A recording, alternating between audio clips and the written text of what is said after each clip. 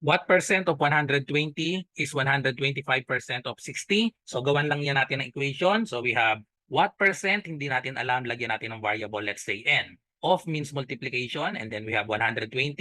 Is means equal sign, and then we have 125%. I-convert na natin ito directly sa decimal. Tanggalin ang percent symbol, i-move ng dalawa papunta sa left. So we have 1.25, and then of means multiplication, and then we have 60.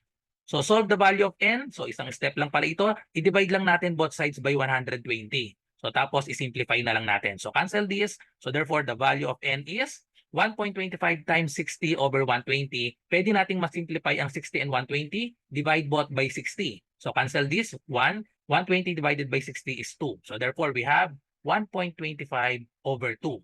So divide lang ito by long division. So 1.25 divided by 2. Dagdagan na natin agad ng 0. So tapat ang decimal. So this is 0. 12 divided by 2 is 6. 6 times 2, we have 12.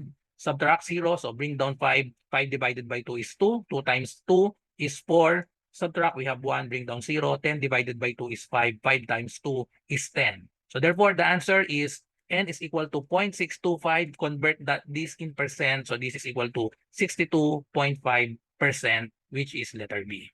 Follow for more.